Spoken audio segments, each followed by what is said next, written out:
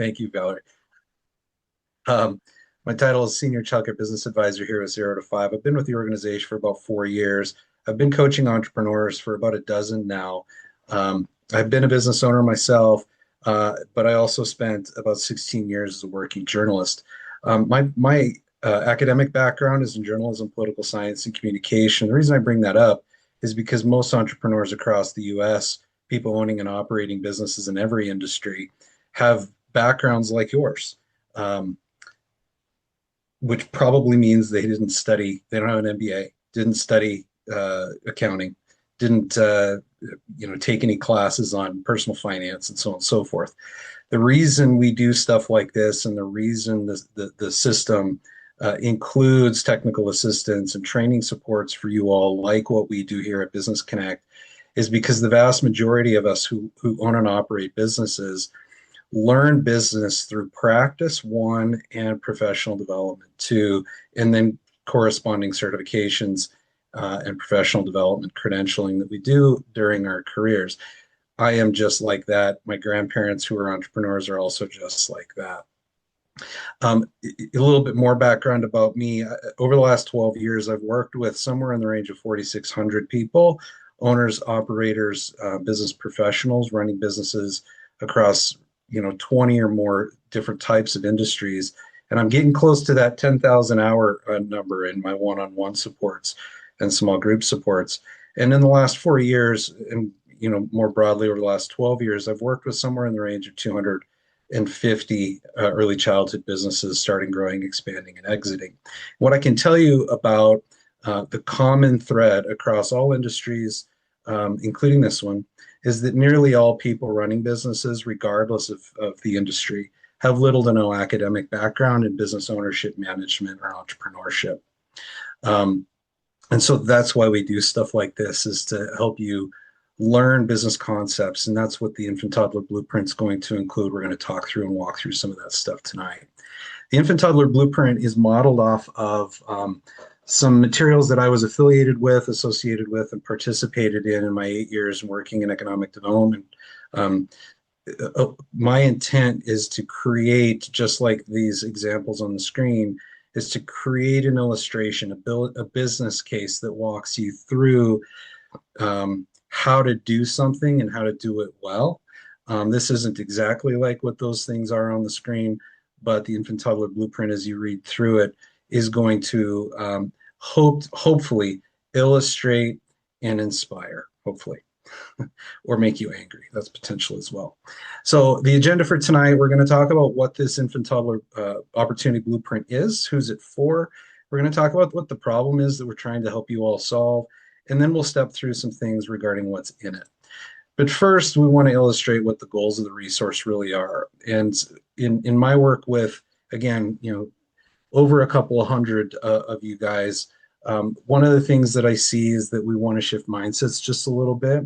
We want to innovate from the old way of doing things to a more modern way of doing things. As Rhonda mentioned, there's been changes to the system. There's increases in competition. There's changes in how we access workers. Wages are up, which is good and bad. But our business acumen needs to change. So there's the old way of doing things, and what we're trying to inspire and support is the new way of doing things. And really what that means is that we're going to talk a little bit later, but also the content of the blueprint really talks about making sure that the unit is profitable. And in childcare, the unit are the children. I have a friend who's a banker who refers to the kids as heads of cattle. I don't necessarily agree with his terminology, but he is a banker, and so that is what it is. Ultimately, what we want more of is more comprehensiveness in our approach to how we run businesses and how we budget and how we roll these types of services out. The resource also includes a handful of things that illustrate financial scenarios of these concepts. So what is it? Well, the Opportunity Blueprint is not just one thing, it's technically two and more, as I've mentioned. This is a QR code that it is live on our website effective today, thanks to Karen in our office, who helped me put the design together in addition to the content. So there's one version that is a provider-facing version. There is a second version that is an advisor and systems-related version. It's not different content. It's the same basic model, but targeted and written for different audiences. So the provider-facing version is not as long. It's roughly half the length. It has substantially fewer numbers. It's more concept and mindset heavy. It does not include some of those things listed there. Somebody can mute themselves. I'm hearing myself twice. The advisor and systems related edition is more than 50 pages long. It is dollars and data heavy because it does walk you through things like how to conduct localized competitive analysis, localized supply demand analysis, which ultimately are designed to help you make really high quality data driven decisions. It includes things like a glossary of business terms relevant to the content that's being presented, and it has appendices, which I'll show you here momentarily. So for providers, one of the things that we're trying to lean into is that you guys aren't wrong. It's a hard business model, infant toddlers. It's hard to staff, it's hard to finance, it's hard to generate revenue. But from what I can see from my angle as a business professional, coaching, counseling, advising, and training in excess of 4,000 of you all in the last 12 years of my life, you were given a broken business model. We want to fix it. Your passion for kids absolutely 100% has to exist, but not at the cost of your business's financial viability. We want to give you a better approach to how to do things to help you innovate and modernize your approach to operating not only your business, but providing the care and educational services for infants and toddlers. To be in the business of early childhood education, we must be in business first. We have to be in business to be able to provide the service so that families can go to work in our communities, so that employers in our communities can have employees, and so that our communities can financially thrive. And that's especially important in our rural and frontier counties. For the advisors in the systems facing version, for technical assistance folks and advisors, we really want to stop teaching survival strategy. We want to stop filling gaps by encouraging folks to chase one-time sources of funds. We want people to have control over how they run and operate their businesses and not rely on third-party capital. We want to start teaching folks things like cost clarity and pricing discipline. For our systems level folks, the other thing that I see typically, and again, as an economic developer over the last, and I consider this work economic development, if the families are the only people who pay, the system will not work. Employers have a role to play in this. We'll go into some additional detail as we progress here, but policy does have a role to play as well. Government has an intervention component as well. But we also believe that the people, the businesses, the communities that are invested and benefited by the services that you all provide for infants and toddlers has an economic infrastructure impact. What you guys all do is fundamental economic infrastructure. Everyone sees this issue differently, and everyone has a different idea of how to fix it. What I've tried to do is to be as comprehensive as I possibly can, knowing that some of you are just going to go, can't be done, can't be done, can't be done. It can be done. It might take some systems change, it might take some mindset shift, and it might take some modernization of how we typically do business. So are you guys ready to take a look at what this thing is? Good, because we're going to do it anyway. So this is the website. It is live. Childcarebusinessconnect.com. It's under our resources page. Please, you don't have to go to it now. You can wait until we're done today. But you'll see all these wonderful, cute pictures, some narrative underneath here. The provider-facing edition, will it pop up? Well, it was there just a few minutes ago. It's there. I'm going to refresh. Stand by. There we go. So that's what it is. You can click into this and you can read through it. It's a downloadable PDF. You can do all of that stuff through there. The practical guide for providers, again, is a narrative version. Yes, Otto, we'll get you that here towards the end. It's got a table of contents that will send you wherever it is that you want to go within the document. But section one really is trying to describe that the problem isn't necessarily infants and toddlers.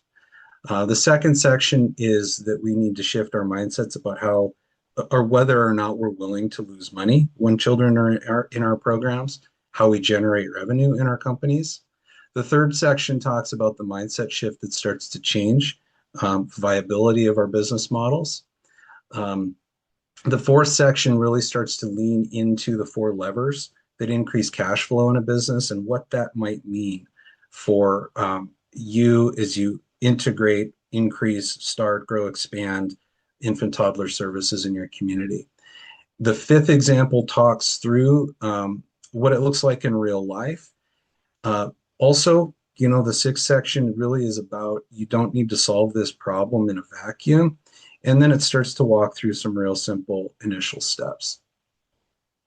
It's laid out. It's a Word document I created in Word. It's not overly designed. Um, but this provider-facing resource it should be moderately simple to read through. It is 25 pages in total length. For the advisors and systems facing version, and by the way, I would encourage folks, if you are a provider, not um, you're not allowed to read the other version and vice versa. The other version really is just more numbers, more procedure, more technical support. So similar layout, similar content, presented in a little bit different way with more detail. So section one in this one is why things, the way we've done them historically in the past, not everybody, but most from what I've seen, doesn't work and how we want to modernize how our approaches are. Some principles here that we would like to see. The definitions and explanations of the financial scenarios. It goes into literally, there's a sentence or a paragraph or a section about every component of the financial projection, the financial scenarios, the examples.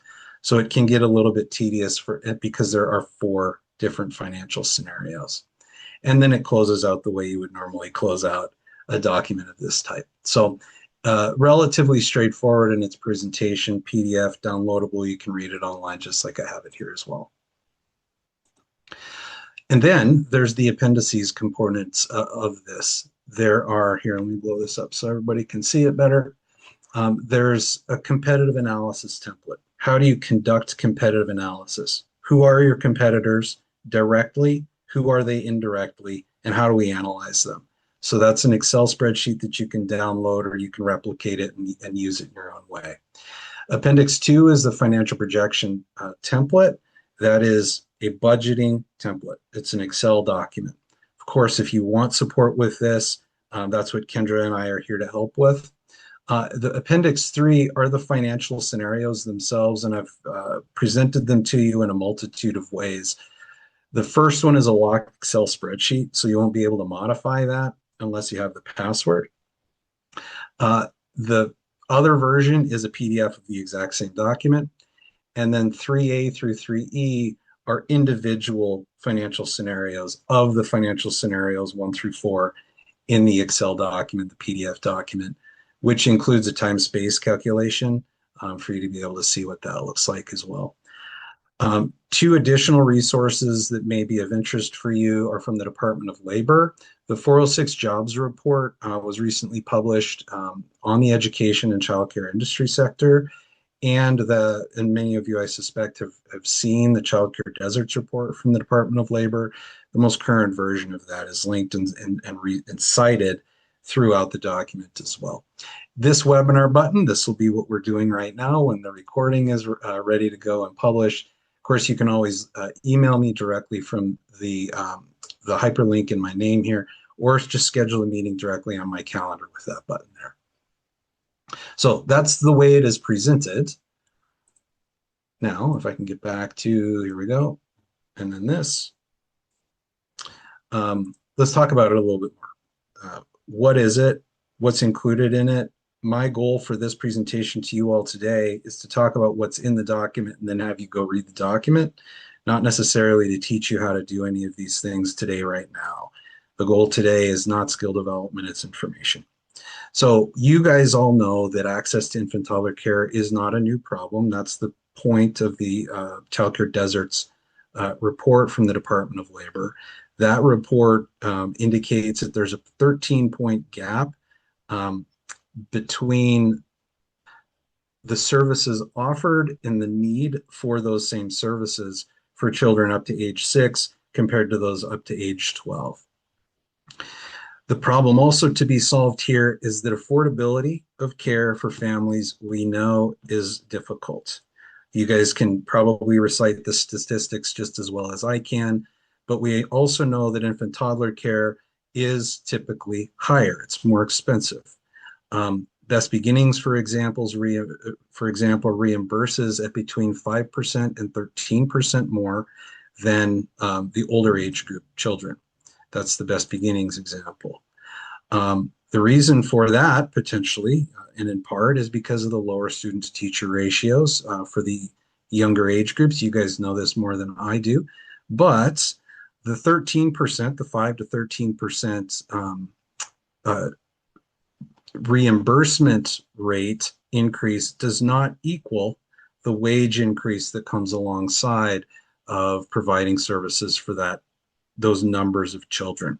So just to normalize this example, and it's not necessarily an apples to apples comparison, but to normalize a group comparison of 20 children, an infant group at 20 would require five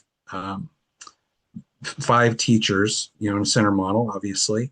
And a pre-K, meanwhile, would only require 2 of these same age group. So our argument is not that ratios need to change. That's not our argument. Our argument is the marginal percentage increase does not necessarily cover your true operating costs. So the example here with the most recent wage data paid to preschool teachers, early ed teachers in the state of Montana, at a rate of $17.57 an hour, that's the most current state median. At 5 teachers, that's almost $90 an hour in wages, just wages, to offer those services. Meanwhile, for the same group size, same head count, it would be $35 an hour in wages, 150% more, because you've got 3 more teachers. It's 2.5 times more to provide the same services for the same head count of kids. So just a comparison that if you're charging Best Beginnings, it may not cover your operating expenses, especially in a world where we're needing to compete for talent by increasing wages.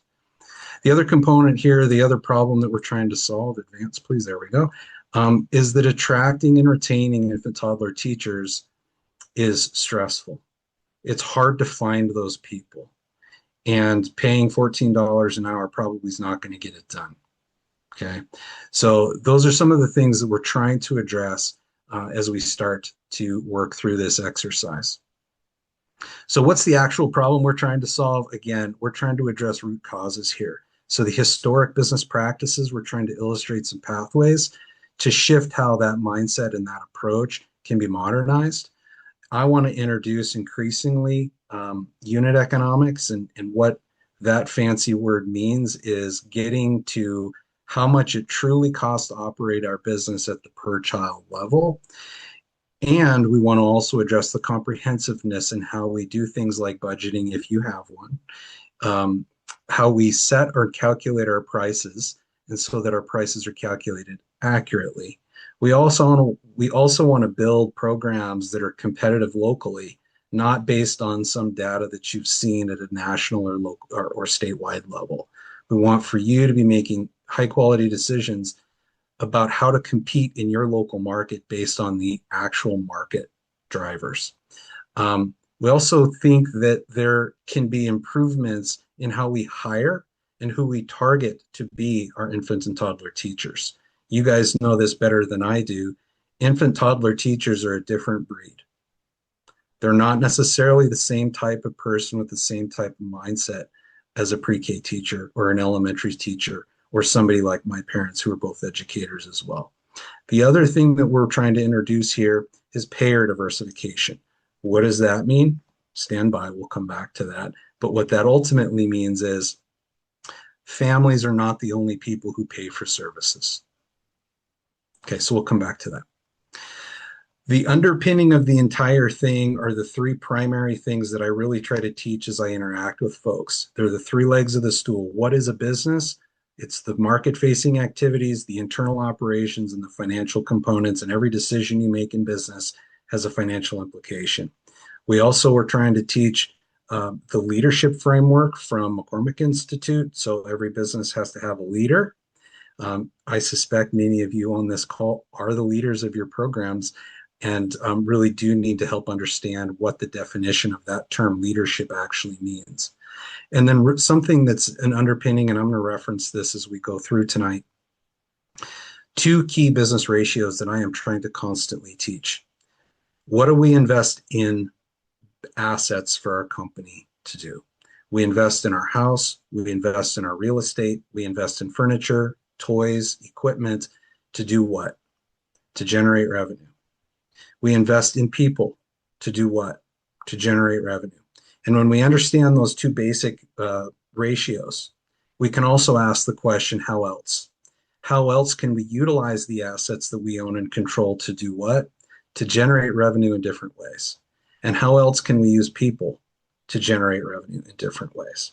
If we're in the education industry and we're trying to convince families, and I had a conversation about this with someone yesterday, if we're trying to convince families that we're high quality early education professionals and we're not babysitters, we can also teach other people in other ways. And we can use that basic ratio, wages to revenue, to ask and answer the question, how else can we generate revenue in such a manner that does not require us to pass on the cost of operating infant toddler programs to the payers and the recipients of those services. So what's in this content here? Well, the old model that I have seen time after time after time is that many programs, not all, but many, teach infant toddler care services as a loss leader. We want to get kids in the door and we'll keep them as long as we can. We may lose a little bit for 3 years or 2 years or 1 year, but we'll make it up over the lifetime of that child being enrolled in our program. That's the objective of the loss leader and the lifetime value concept. But the hidden reality here is that being full does not mean that we are sustainable. If your group of 4 kids has 4 kids, but you're losing money in that room every day, that's probably not a good business model to be practicing for a handful of different reasons. So the loss leader trap has, for me, helped me come up with a story that I tell people, the foundation of Joe and Lori. So if infant toddler care has been losing money every year, every day, every week, every month, where does the money come from to subsidize and offset those losses? Well, I refer to this as the foundation of Joe and Lori. Lori currently does 2 things to operate her infant toddler care program. Number 1, she has a summer program. Summer program for 10 weeks, because of the ratios, helps to generate, if she is at capacity with those kids, helps to offset the losses of the infants in her program. 10-week program helps to cover losses for 12 months. That makes me uncomfortable. But she also doesn't make a salary. And she also takes money out of her husband's Joe's business to fund her inability to make infant toddler care profitable. That's not sustainable. And I know Joe, he doesn't necessarily like this. It's part of it. The other trap here is that the model is breaking. The system conditions have changed in our communities and across the state. Number 1, workforce has completely changed. This is a graphic from the Federal Reserve that illustrates the labor force participation rates in Montana currently. And you can see on the far left, 61.9% was the labor force participation rate in July 1976. I was 11 months old. I was 11 months old. And our current labor force participation rate, meaning the people who are actively participating in the workforce, is below that right now. So, what we are seeing with regard to labor force is that employers do not have enough workers. And they're complaining about this because they can't generate enough revenue. They're not generating enough profit, and they're not as productive as they potentially could be. But people who subtracted from the workforce, stay-at-home parents, that's a competitor. That's an indirect competitor for you. Unlicensed, lower cost, out-of-home options, unregistered programs, that's a competitor. And I'm sure many of you are thinking public pre-K expansion is a competitor. So is Head Start, right? There are a lot of those different types of competitors that we aren't thinking about. And so we're wanting to be really comprehensive about what we're doing about that. The other thing that I have seen in the last 12 years in economic development is that there is an increasingly mobile nature of our populations. Families are leaving programs, which is why the lifetime value approach, lifetime customer value approach, just doesn't work. People leave programs for a variety of different reasons. They take jobs elsewhere, they move to different parts of the state or the country, they have different expectation levels of quality. And if we're doing our jobs right, we are convincing people to move towards higher quality programs for their children, not necessarily making decisions solely on what it costs to run a program or what a parent would pay. So we're trying to get some folks to rethink how we do things so that the shift is that every child every day covers their cost of operation, their percentage, their little slice. And how do we do that? Well, we need to know what all of our costs of operations are that we will incur and we may incur. Our companies need to be profitable as well. If they're not profitable, they're not sustainable. And owners, operators, and administrators need to be compensated. I have way too many conversations, and I know my coworkers do as well. I have been in the business, and this is the story that I hear. I've been in the business for 5 years. I haven't taken a paycheck in 3. It's just not sustainable. I hear that way too often, way, way, way too often. So the critical component that is a significant component of the infant toddler blueprint is that um, having a child cover its own costs every single day does not necessarily mean that families will be obligated to pay more. The point is that somehow, some way, the cost of care has to be covered, not necessarily by one source, but by multiple sources. And that's some of the business model change that can be created. So the models that I typically see in programs is that infant toddlers are loss leaders. 3, 4s, and 5s take up anywhere from 60 to 80, maybe even more of the total services provided, age groups provided. If infant toddlers are in the program, it's pretty small percentage, anywhere from my experience from 10 to 35%. And if there's a third age group of school age kids, it's early care, maybe late care, maybe it's summer camp options. When a business, in my experience, has a primary profit center of that percentage, 60, 80%, it's a high risk business. When that one type of customer goes away or there's a market condition that changes, we start to get into some trouble. Model 2 that I typically see is that infant toddlers are not at all part of the business model. This is an even more risky business model. So in this case, in this example, in these two models, what I typically see is the tuition is a tuition derived income. So tuition accounts for upwards of 99% of total gross revenue, money that comes in to the company. Every business that I have ever worked with and supported through a bankruptcy or a catastrophic failure has been heavily siloed like this, every single one. So the model we're trying to incentivize and encourage is that we understand our competitive environment, number one.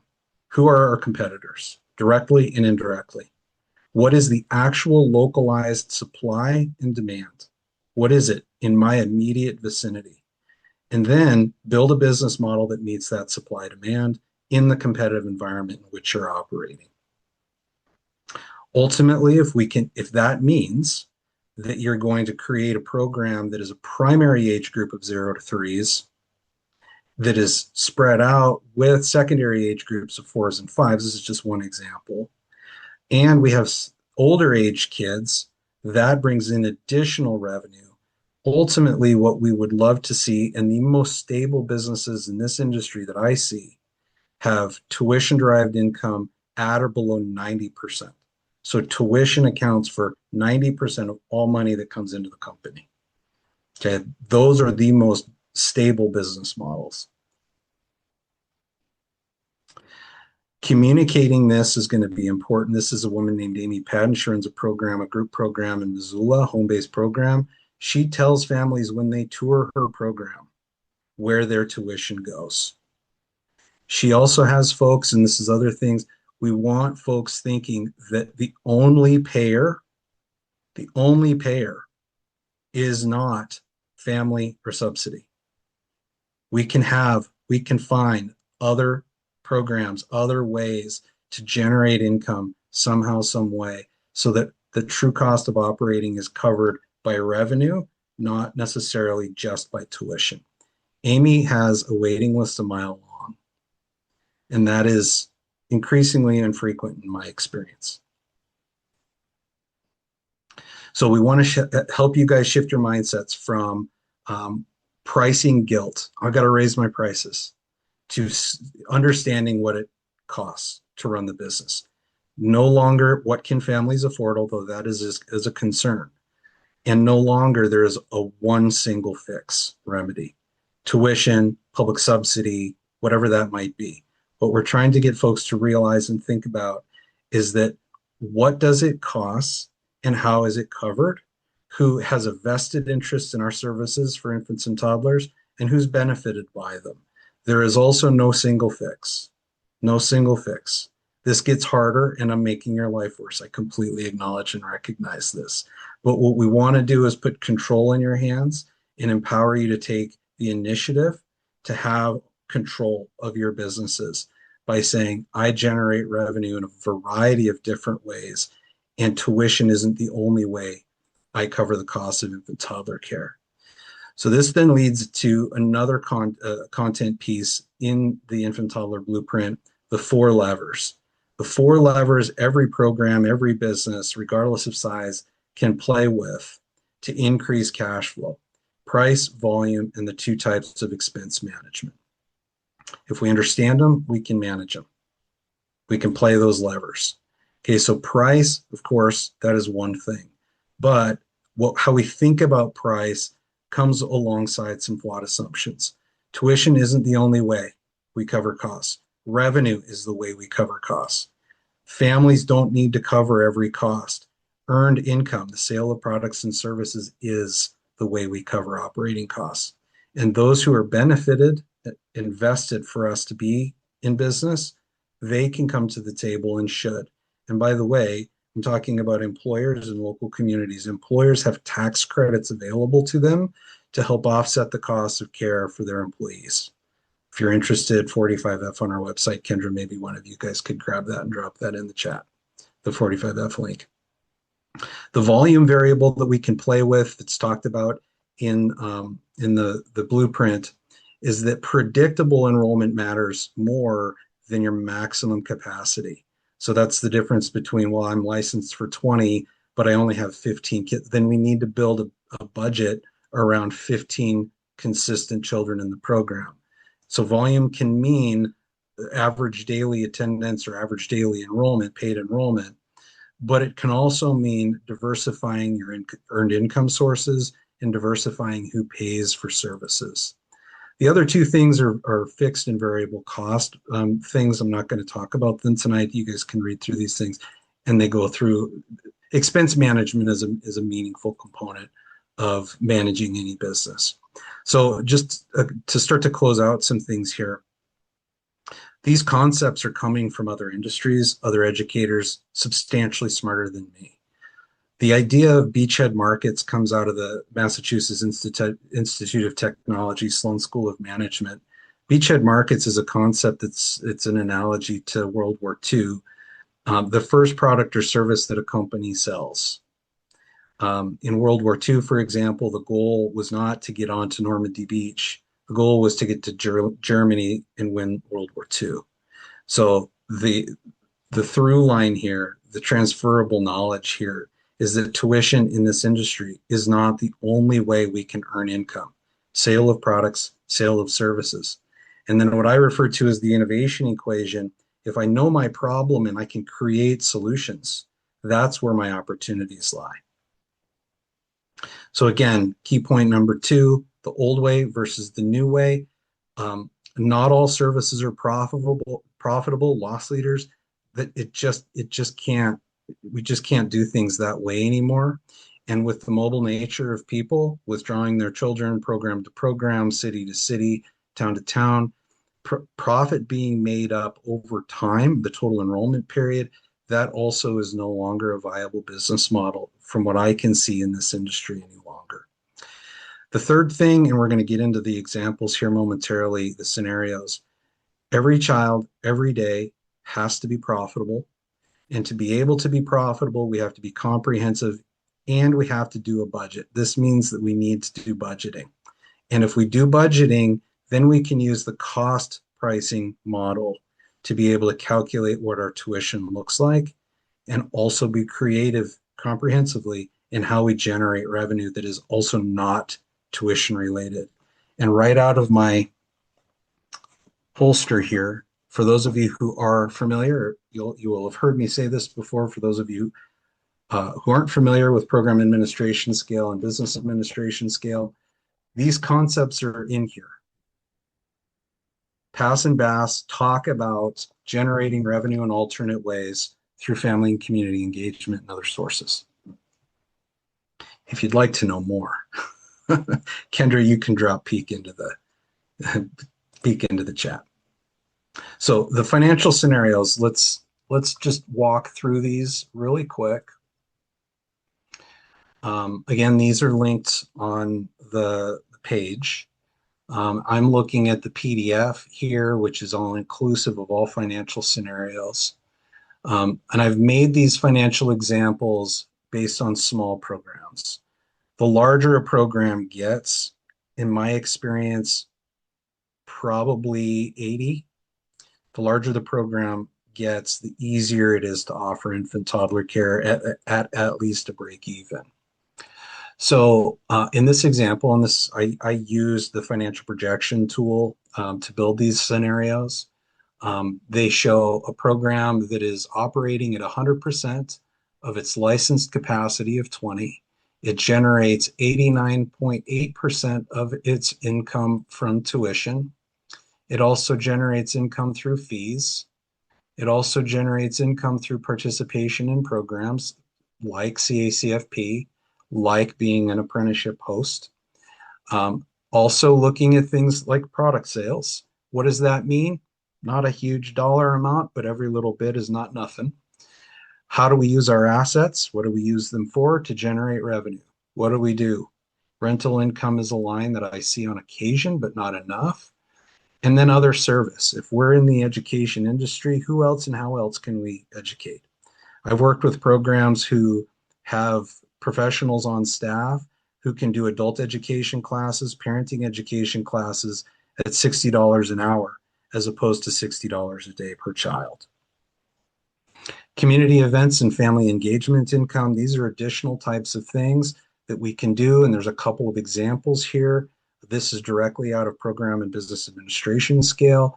Not a huge pile of money, but in the big picture, if we can get to 90% tuition-derived income, 10% additional income, what we can do there is not pass on those operating costs to families. And if we come back up to the top, what about tuition? If there are businesses who you can work with and cultivate relationships with in such a manner that they are willing to help offset the cost of tuition for their employees, those are 45F IRS employer-sponsored childcare tax credit eligible expenses for that business. That takes some work. That is the point, one of the points of our Family Forward program. So these examples also then talk about salaries. They've got some examples here, and all of my notes on the right side are the assumptions. I understand you guys I get it. This might look like Latin to many of us. 15 years ago, this looked like Latin to me. I get it.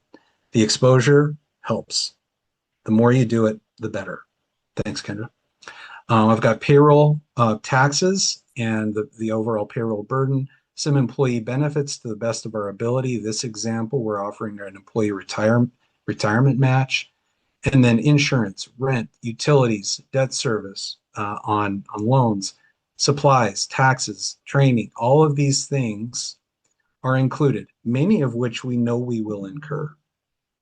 Death and taxes are two positives we know are going to happen, but we don't necessarily know, for example, what our marketing expense will be, or if we're going to need an attorney this year. So if we don't know, that's a potential expense. We need to allocate for it, budget for it, charge for it, and save for it. Repairs and maintenance, I hear this one all the time. Well, I haven't had maintenance or repairs expenses in 3 years. Okay, well, what happens when a child throws a rock through the door or the wind snaps the door off? I'm in Great Falls. The wind blows here. And then I'll hear, well, but my landlord says he pays for this. Okay, what until the day he doesn't. So we need to plan for this, allocate for it. And then perhaps one of the most overlooked sections in a budget, if folks have budgets, is the other and miscellaneous. Building improvements, replacing furniture and fixtures, targeting cash reserves. And then what's miscellaneous? Miscellaneous is I don't know. It's loss, it's theft, it's waste, it's unknown. We have to allocate for these things.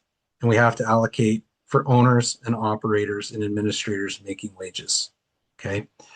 So in this example, in that model, this is break even. It's negative $19, but we can manage $19 away. In the tool, I've also calculated a relatively fancy cost of care per child per day that's called break even. That says in this example, the cost of care per child per day is $75 per day, but the tuition that we charge in this example is $68 per day. That's the benefit of generating that additional revenue. So that is a program that only generates revenue via tuition and some of those other services, the infant and toddler service.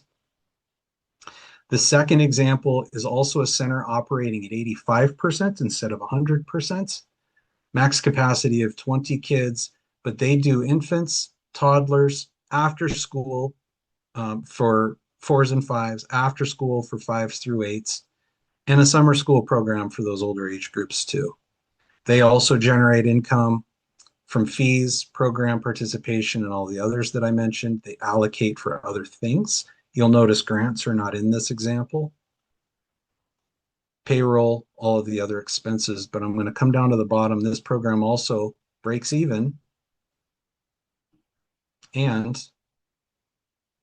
the cost of care per child per day in that example comes down, even though the enrollment capacity is down. And the cost of tuition charged to families is down because we've generated revenue in additional ways. So that's the center's example. There's two similar examples with group programs, home-based group programs, 15 kids, and 95%, I think, enrollment. So these are just some examples to show what this can potentially look like in your program. Obviously, you shouldn't be making decisions necessarily on some sort of financial scenario. I would want to help you work on a more specific plan for your program at your level. So as we wrap up here, you guys, just the final thoughts. Infant toddler care is expensive. Losing money, however, is not inevitable. If we can fix this model and approach things just a little bit differently, the solutions start to become a little bit more clear. We want to understand costs. We want to understand that very clearly and comprehensively. We want to understand what that means at the child level. We want to diversify revenue and increase the number of payers for those types of services. I really encourage you guys to think about what problem plus solution equals opportunity means and localize your plan. Localize it to your immediate vicinity. As always, if you are interested in putting time on my calendar, you don't need to ask, just do it. We're here to help you guys. We're here to coach you and pull out of you what you already know. Here to advise and counsel you. And we're here to train you and teach you how to do business in real time. These slides will be distributed, the recording will be online, and the resource is currently live. It looks like, despite Rhonda's belief that we would run out of time, we have time. So I'm willing to take any questions. Rhonda didn't think we'd be able to do it in an hour. I know. Okay, good. There's a couple in the chat, Jason, or maybe a couple comments. It's from me, Jason. Yeah. Thank Well, you come off, for, Alyssa, and fire away. yeah, thank you so much for your presentation. I think it's a really helpful resource to be able to provide to providers and gives us a good starting spot. One of the things I think of as a TA for Spark is if a program is only licensed for X amount of children under age 2, 8 out of maybe 30, how would you recommend someone going about getting that number adjusted? Do you think it could be adjusted? And if they were, then what would be the right number? I guess that would come after budgeting, probably. I think you're right. Mm-hmm. You just answered your own question. Well,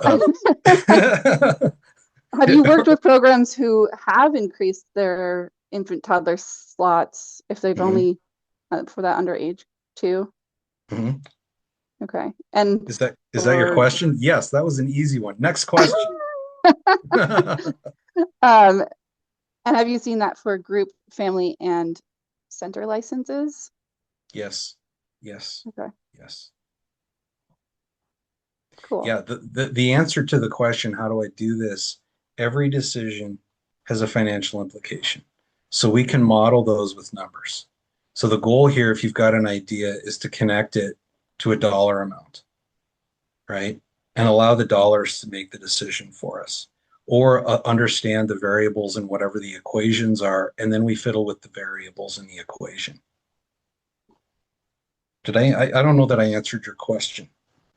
Yes, and I'm thinking of like, okay, did licensing assign that number in the beginning based on certain information?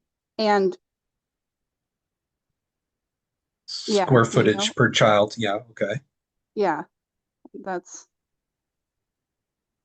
yeah, that is the reality. Like if you're looking at expanding, you have to have the space to expand, whether that's to another location or in your own program.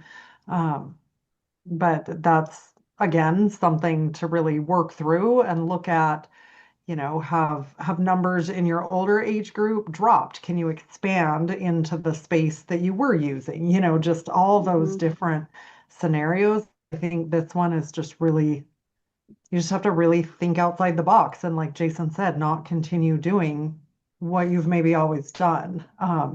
Just as things are changing, as just more people working from home, keeping older kids, but need space for younger kids maybe, or early literacy programs coming into communities, which is a really great thing, but it's changing that dynamic in programs. And so just really looking at everything that's happening in the community and then figuring out as a program how you might have to shift your business model. And Alyssa, also, you've referenced in one of your other, I'm reading through comments here, having the same tuition charged each month that is collected whether or not the child attends, or if the school is closed on holidays, to ensure the consistent income comes into. Yes, absolutely. That's an operational policy decision, and not everybody does that. So I share this story on occasion. When I went to the University of Montana, if I went out on a Tuesday night and didn't feel like going to class the next Wednesday morning, my parents still paid tuition. You guys are not different than the University of Montana. You're not. And so your policies should represent that. Yes, we pay for the seat, we don't pay to attend. That's babysitting. Um, I don't know what, but I don't know what I call it. I call it a good business decision. Oh, and by the way, that is straight out of program administration skill, business administration skill. Sada has a question. Are there many infant toddler only family and group providers? Um, you guys might know that answer better than I do, actually. There are some, yes, absolutely. I know that several, too, for specific on this call, are looking to open infant toddler only. And so I think that we're definitely seeing that increased thought process in this. And that's really cool. But I know that I've worked with quite a few family programs that are infant toddler only. And so that's a neat example too. And there's ratio implications to that, right? So, I mean, you need to be understanding of that. And this is where the Spark team and obviously your licensor will come in. Maureen and Helena has a question. Do you have any examples of how a community supports these businesses? Missoula Child Care Advantage is the only one that is one that she can think of. Um, MCCA definitely is a model. In Missoula or Valley County is developing something similar. Bozeman area is developing something. I don't know if it's similar now that I say that. But increasingly, Maureen, we're tip of the spear here. So I think a lot of this has to do with the relationships that the owners, operators, entrepreneurs, administrators have with um, other business owners in their community and whether or not they can build a mutually beneficial relationship between those organizations. So I think my answer, Maureen, to you is it really is a relatively new concept that we're talking about here. And it hard. It takes time I would because say it's also new. it is new, yeah. And I would say definitely engaging with your local chamber, because we know at state chamber events, childcare rises to the top as a need. And there are some chambers that are really engaged in childcare solutions in their communities, but not all. And so uh, really engaging there and seeing if the chamber can help determine what that need is across businesses and the community as well. And the Helena Chambers and Marines in Helena, the Helena Chamber has had us come and speak to their chamber membership. And I'm trying to remember which construction company in Helena there does some of these. And there's a whole spectrum of options for how employers are supporting their employees for pay, finding and paying for care options and slots. And I can't remember if it was Dick Anderson or Sletton or somebody in Helena had spoke up when when Shelby and I were speaking to them a year or more ago. I would also argue, yeah, Alyssa's talking about community fundraising events. I think that's a great idea. We have them here in Great Falls as well. Um, Increasingly, I believe that there are opportunities, especially in small rural communities, to create community level endowments, endowments in which businesses, high net worth individuals invest into pots of money, and then those pots of money generate interest earnings or market returns invested in the stock market, and then those earnings are distributed for a variety of different things. We're increasingly hearing more about those types of things happening. There's, potentially some opportunities with investment cooperatives and similar types of organizations as well. But again, we are tip of the spear and we are requiring or requesting, maybe not requiring, requesting you guys all to come alongside and be motivators for change in your local communities. 6:59. I think that's it. Awesome. Well, thanks, Jason, and thanks everyone for joining. And I know Jason mentioned several times the link is in the chat, but the webinar will be posted on